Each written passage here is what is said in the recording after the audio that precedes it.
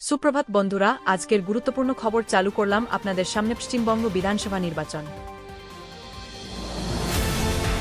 দ্বিতীয় দফার প্রচারণা শেষ হয়েছে। প্রধানমন্ত্রী নরেন্দ্র মোদী ও মমতা বন্দ্যোপাধ্যায় শেষ মুহূর্তে জোরালো প্রচার চালিয়েছেন। কলকাতা ও দক্ষিণবঙ্গে তুমুল রাজনৈতিক তৎপরতা দেখা গেছে। যুক্তরাষ্ট্র ইরান উত্তেজনা, ইরান মার্কিন যুদ্ধের মধ্যে শান্তি আলোচনা জটিল হয়ে পড়েছে।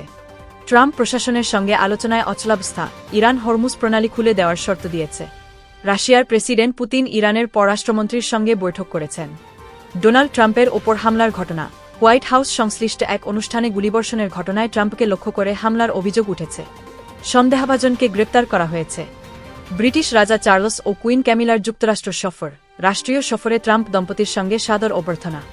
এটি যুক্তরাষ্ট্রের 250 বছর পূর্তি উপলক্ষে গুরুত্বপূর্ণ বলে বিবেচিত হচ্ছে। ভারতের অবস্থান, ইসরায়েলের পক্ষে ভারত আবারও স্পষ্ট সমর্থন জানিয়েছে বলে খবরে উঠে এসেছে। আবহাওয়া ও অন্যান্য দেশের কিছু অংশে তাপপ্রবাহের সতর্কতা জারি রয়েছে। বিভিন্ন স্থানে স্কুল বন্ধের খবরও পাওয়া যাচ্ছে।